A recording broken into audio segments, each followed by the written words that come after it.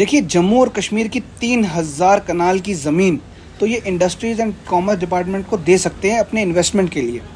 लेकिन जब बात कश्मीरी पंडितों की आती है तो 200-250 कनाल ज़मीन देने में इन सब की नानी मर जाती है।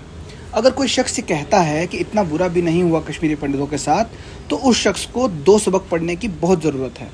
पहला, कश्मीर की हिस्ट्री, और दूसरा, इंसानियत का। देखिए, कश्मीरी पंडित्स का एक्सोडस हुआ था, मैसेकर हुआ था या जीनोसाइड हुआ था। इन सब वर्ड्स का इस्तेमाल करने में मुझे कोई प्रॉब्लम नहीं है, मैं कुछ भी इस्तेमाल कर सकता हूँ। लेकिन इन वर्ड्स की कंट्रोवर्सी में पढ़ने से पहले मैं आप सबसे ये गुजारिश करूँगा कि आप इस वीडियो को एंड तक देख लें, ताकि आप अपनी राय खुद कायम कर सकें।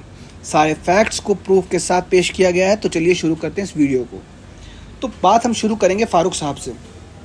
तो फ़ारूक साहब ने कांग्रेस के साथ अलायंस करके 1983 के इलेक्शन जीत लिए और वो बन गए सीएम।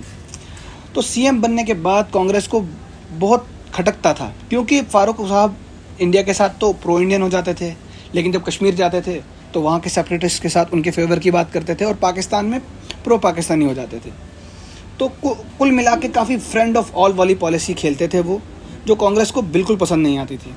तो कांग्रेस ने सोचा कि वो किसी क्रेडिबल हाथों में सीएम की पोस्ट को दे दें। तो उन्होंने अपना सपोर्ट फ़ारूक साहब से छीन के गुल मोहम्मद साहब को दे दिया।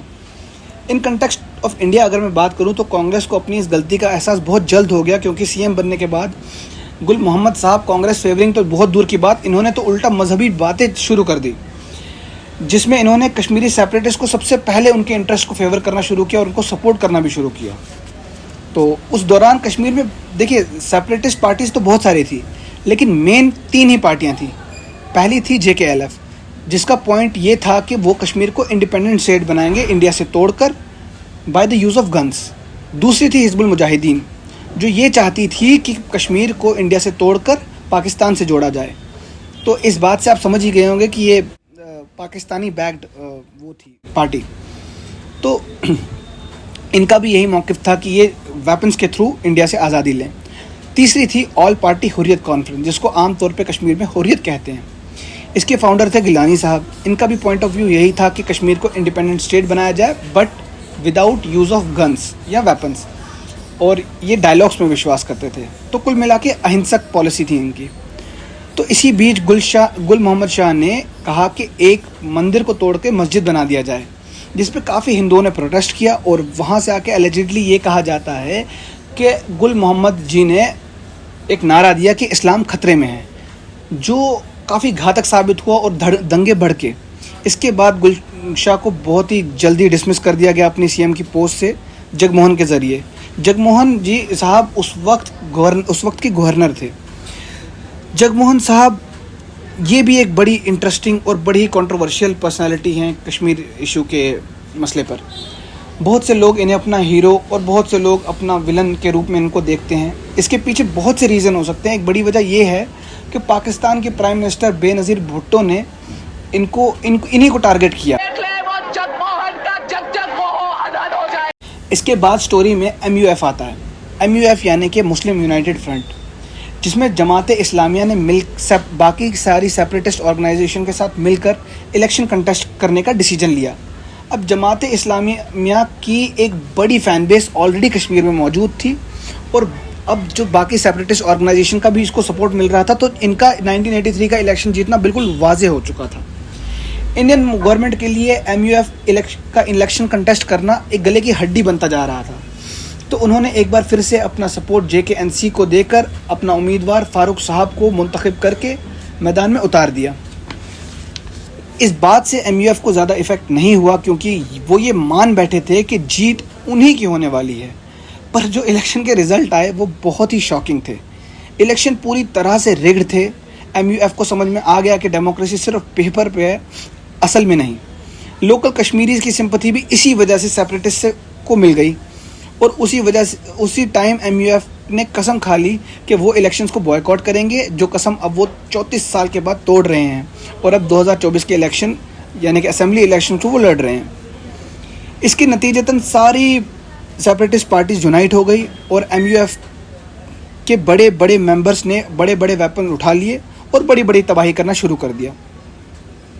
देखिए, इलेक्शन रिग्ड थे, ये बहुत सारे ऑफिशियल्स ने क्लेम किया, उसके बाद एक्सेप्ट भी किया बहुत सारे जिनकी इलेक्शन ड्यूटी लगी थी, और बाद में चल के फारूक साहब ने खुद ये चीज़ एक्सेप्ट कर ली कि हाँ इलेक्शन रिग्ड थे। देखिए पॉलिटिकली ब्रेन वॉश करना कश्मीर में पॉसिबल तो नहीं था, तो इसी वजह से एक अलग एंगल इंट्रोड्यूस किया गया जो था मज़हब का एंगल। तो मज़हब का एंगल इंट्रोड्यूस करते ही चिंगारी आग और आग लपटों में तब्दील हो गई, जिस वजह से कश्मीर की सेपरेशन मूवमेंट मजहबी तहरीक में तब्दील हुई, और ये सियासी झंडे धीरे धीरे मजहबी झंडों में तब्दील हो गए। इसका नतीजा पत्थरबाजी, हमले और बहुत सारे दंगों में निकला। इस सब में एक गौर करने वाली बात यह है कि JKLF मजहबी बातें करती थी, लेकिन मारती दोनों को थी, कश्मीरी पंडितों को भी और कश्मीरी मुस्लिमों को भी, जो कि बिट्टा कराटे ने अपने BBC के इंटरव्यू में कबूल भी किया है। किसी भी कर सकते, मैं अपनी मर्जी से मैं किसी को नहीं मारता था, ऊपर से ऑर्डर मिलता था, लीडर ऑर्डर देते थे कि अच्छा ऑर्डर दे किसी को मार दो, आप मार देते थे? हाँ जी, चाहे वो कोई भी हो। अगर वो कहता कि अपने सगे भाई को जान से मार डालो जी, मैं तो मार देता। अगर वो कहता अपनी माँ को जान से मार डालो, मैं तो मार देता। एक मीरवाइज थे उस वक्त के फारूक शाह साहब, जिन्होंने कहा था कि कश्मीरी पंडितों को कश्मीर से निकालना ठीक नहीं। मीरवाइज सिटी की सबसे बड़ी सेंट्रल मस्जिद का एक इमाम होता है जो वहाँ नमाज पढ़ाता है, और ये मीरवाइज की पोस्ट बहुत इंपॉर्टेंट भी होती है और इन्फ्लुएंशियल भी। पर इतनी बड़ी और मुकद्दस शख्सियत को भी इन्होंने नहीं बख्शा और बहुत ही बेरहमी से मौत के घाट उतार दिया। फारूक शाह के असैसिनेशन के बाद ऐसे मीरवाइज बनाए गए जो इंडिया के फेवर में बात नहीं करते हों, या यूँ कह लीजिए जो भी मीरवाइज बनता था वो इंडिया के हक़ में बात करने का नतीजा बखूबी वाकिफ़ था। और वैसे भी वो इस हदीस से बखूबी वाकिफ़ थे कि सच बोलना तो सुन्नत है, लेकिन जान बचाना फ़र्ज़। बहरहाल मीरवाइज उमर फारूक साहब ने एक पार्टी बनाई जिनका नाम था ऑल पार्टी हुर्रियत कॉन्फ्रेंस, जिसमें ये सारे सरेंडर मिलिटेंट्स वगैरह ज्वाइन हो गए। इस पार्टी का मौक़िफ़ ये था कि वेपन्स उठाए बिना ही हम कश्मीर का मसला हल करेंगे, क्योंकि वेपन्स उठाने वालों का तो इंडियन आर्मी ने अल्लाह ट्रांसपोर्ट सर्विसेज खोल ही रखी थी। पाकिस्तान इंडिया से 2 वॉर्स ऑलरेडी हार चुका था, तो इन्हें लगा इंडिया के ख़िलाफ़ ये प्रॉक्सी वॉर कश्मीर के ज़रिए करना काफ़ी आसान हदफ रहेगा, जिसमें उन्होंने हिज़्बुल मुजाहिदीन का फॉर्मेशन किया, और हिज़्बुल मुजाहिदीन ने अपनी दहशत हर जगह फैला दी। उन्होंने एक फेमस लॉयर टीकालाल टपलू, जो कि एक कश्मीरी पंडित थे, उनको मारा, और वो उस इलाके के BJP के वाइस प्रेसिडेंट भी थे। फिर उसके बाद बारी आती है नीलकांत कंजू की, जिन्होंने मकबूल भट्ट को फांसी की सज़ा सुनाई थी। इनको भी इन्होंने बीच सड़क के दिन दिहाड़े मार दिया, और हद तो तब हो गई जब मुफ्ती मोहम्मद सैयद की बेटी को, जो उस वक्त के होम मिनिस्टर थे, उनकी बेटी को इन्होंने किडनैप कर लिया और डिमांड ये रखी कि उनके 5 साथियों को जेल से रिहा किया जाए, जो कि कबूल भी कर दी गई। नेगोशिएशन पूरी तरह से फेल हो गया एडमिनिस्ट्रेशन का, जिसकी वजह से हिज़्बुल मुजाहिदीन के हौसले और भी बुलंद हो गए, क्योंकि इन्होंने एडमिनिस्ट्रेशन को पूरी तरह से अपने घुटनों पे ला दिया था। इतना ही नहीं, हिज़्बुल मुजाहिदीन के लोग इसके बाद हाथ में AK-47 लेकर सड़कों पे खुलेआम घूमते थे, और रियलिटी ये है कि पुलिस भी उस वक्त उनसे बहुत डरती थी और छुप जाया करती थी जैसी उनको देखती थी। जिसके बाद हिज़्बुल मुजाहिदीन के नोटिफिकेशंस और ऑर्डर्स रिलीज़ होते थे। कई बार हिज़्बुल मुजाहिदीन वाले अपनी हिट लिस्ट भी रिलीज़ करते थे। फिर दिन आता है 19 जनवरी 1990 का, जो कश्मीरी पंडितों के लिए सबसे डार्केस्ट दिन था। 19 जनवरी में जो सिलसिलावार चीज़ें हुई, उनको देखकर ऐसा लगता है कि सब कुछ बहुत ही प्लानिंग से हुआ है। इस बात का हमारे पास कोई सॉलिड प्रूफ नहीं है, इसलिए हम इस पर बात करना ठीक नहीं रहेगा, क्योंकि बिना एविडेंस के फैक्ट सिर्फ एक कॉन्स्पिरेसी कहलाते हैं। तो 19 जनवरी को जगमोहन को जम्मू और कश्मीर का गवर्नर अपॉइंट किया जाता है, और 19 जनवरी को ही फारूक अब्दुल्ला साहब अपनी CM की पोस्ट से रिज़ाइन कर देते हैं। टेक्निकली होता ये है कि विंटर्स में जम्मू और कश्मीर की कैपिटल शिफ्ट जम्मू में हो जाती है, और समर्स में श्रीनगर। उस वक्त कैपिटल जम्मू में थी, और बहुत से लोगों को जम्मू और कश्मीर नेबरिंग स्टेट्स लगती हैं, पर ऐसा नहीं है। एक्चुअली इन दोनों ही स्टेट्स के दरमियान 300 किलोमीटर का डिफरेंस है। 19 जनवरी को चूँकि कैपिटल जम्मू में थी, तो सारी एडमिनिस्ट्रेशन जम्मू में थी, और कश्मीरी पंडितों को वहाँ मरने के लिए यूँ मान लीजिए कि छोड़ दिया गया। तो 19 जनवरी को वो सारी लूट, मर्डर और रेप्स हुए। देखिए, आप जितना मर्जी डिनाई करें, पर ये सब एक फैक्ट है कि रेप, मर्डर, लूटपाट, दंगे ये सब हुए थे, और बहुत सारी जानें भी गई। और 20 जनवरी को अपना थोड़ा मोटा सामान जो हाथ लगा, जो याद रहा, उन मजलूम कश्मीरी पंडितों ने हाथ में उठाया, सामान पैक किया और कश्मीर से भागना शुरू कर दिया। वो लोग इस हिसाब से भागे थे कि जब तक हालात ठीक नहीं हो जाते तब तक जान बचाने के लिए वो इधर उधर कहीं रह लें। लेकिन 34 साल हो गए और वो मजलूम लोग अभी तक वापस मुड़कर अपने घर नहीं गए। फिर दिन आता है 21 जनवरी का, जब गौ कदल मैसेकर होता है। गौ कदल ब्रिज पर एक्चुअली वही हुआ जो 13 अप्रैल 1919 में जलियांवाला बाग में हुआ था। ओपन फायर किया गया, 50 से ज़्यादा लोग मारे गए। लोकल्स का कहना है कि 280 से ज़्यादा लोग मारे गए हैं। ऐसा कहना ठीक नहीं होगा कि लोकल कश्मीरी सब यही चाहते थे कि कश्मीरी पंडितों को कश्मीर से निकाला जाए, बल्कि एक बहुत बड़ी कश्मीरी मुस्लिम की तादाद नहीं चाहती थी कि कश्मीरी पंडितों को कश्मीर से निकाला जाए। उस वक्त के कश्मीर के एक एडमिनिस्ट्रेटर वजाहत हिजबुल्लाह बताते हैं कि उन्होंने रिपोर्ट किया था जगमोहन साहब को कि कुछ लोग आए हैं जो कश्मीरी पंडितों को कश्मीर से निकालने पर रोकथाम करने की कोशिश कर रहे हैं और कह रहे हैं कि इनको कश्मीर से ना निकाला जाए, क्योंकि वो लोग भी ये बात बहुत अच्छे से जानते थे कि अगर कश्मीरी पंडित कश्मीर से निकल जाते हैं तो इंडियन आर्मी के पास एक फ्री हैंड मिल जाएगा कश्मीरी मुस्लिम्स को मारने का, जैसा कि वो लोग गौ कदल मैसेकर पे ऑलरेडी देख चुके थे। आपको ये सवाल कई बार सुनने में आया होगा कि कश्मीरी पंडितों ने हथियार क्यों नहीं उठाए। देखिए, आपको ये समझने के लिए ये समझना होगा कि अगर कश्मीरी पंडित हथियार उठा भी लेते तो भी वो कुछ नहीं कर सकते थे।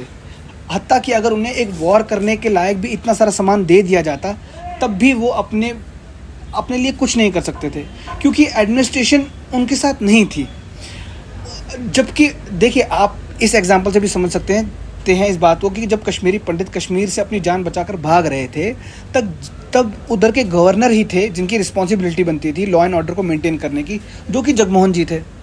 और वो ये भी कर सकते थे कि उस टाइम के प्राइम मिनिस्टर वीपी सिंह से गुजारिश कर सकते थे कि बहुत बड़ी आर्मी को डिप्लॉय किया जाए कश्मीर वादी में, ताकि कश्मीरी पंडितों के साथ हो रहे जुल्म को रोका जा सके। पर हुआ इसके बिल्कुल उलट। उन्होंने कश्मीरी पंडितों के लिए गाड़ियाँ प्रोवाइड की ताकि वो वहाँ से भाग सके। गवर्नमेंट कैंप्स बनाए गए और उन्हें ये ऐलानिया तौर पे ये कहा गया कि जो अपने घरों में रहेगा वो अपनी जान का खुद जिम्मेदार होगा, आइए हम आपकी सिक्योरिटी गवर्नमेंट कैंप्स में देंगे। हालांकि लॉ एंड ऑर्डर की जिम्मेदारी तो गवर्नमेंट की होती है। तो एक बेशक ये अनइलेक्टेड ब्यूरोक्रेसी थी, लेकिन पूरी अकाउंटेबिलिटी इनकी थी और इन्होंने पूरी तरह से अपनी ब्यूरोक्रेसी को फेल साबित किया। अगर आपको ये लग रहा है कि गवर्नमेंट लड़ाई अफोर्ड नहीं कर सकती थी या गवर्नर साहब उस टाइम किसी भी तरीके की सिचुएशन अफोर्ड नहीं कर सकते थे, तो मैं आपको ये बता दूं कि 484 करोड़ रुपए स्पेंड किए गए हैं हुर्रियत वालों की सिक्योरिटी के लिए, उनके लग्जरी स्टेज के लिए, ट्रांसपोर्टेशन पर। कश्मीरी पंडितों को 2014-2019 के मैनिफेस्टो में रखा तो गया, लेकिन किया कुछ नहीं गया। इनको माइग्रेशन के लिए कोटा प्रोवाइड किया जाता है, गवर्नमेंट जॉब्स में, कॉलेज एडमिशन्स में रिलीफ भी प्रोवाइड किया जाता है, ताकि ये सिर्फ पॉलिटिशियंस के भाषणों में, उनके वोट बैंक्स में रहे, ना कि कश्मीर में। इनको कश्मीर से अलग करने के लिए बहुत सारे पर्क्स प्रोवाइड किए गए हैं ताकि ये बाहर रहे और इनके ऊपर अपनी सियासत से की जा सके। हम इस वीडियो सीरीज़ में जम्मू एंड कश्मीर के बहुत सारे मसलों पे बात करेंगे, जैसे कि जम्मू एंड कश्मीर की हिस्ट्री, वहाँ का governor rule, Jammu and Kashmir में बढ़ता ड्रग्स। हमारे साथ जुड़े रहने के लिए हालात कश्मीर चैनल को अपने इंस्टाग्राम, यूट्यूब और फेसबुक पर सब्सक्राइब या फॉलो कर लें, ताकि आप हमारा नेक्स्ट वीडियो मिस न कर दें। और आपको ये वीडियो कैसा लगा और अगला वीडियो आप किस मसले पर देखना चाहेंगे, हमें अपनी राय कमेंट सेक्शन में ज़रूर बताएं। वीडियो देखने का बहुत बहुत शुक्रिया।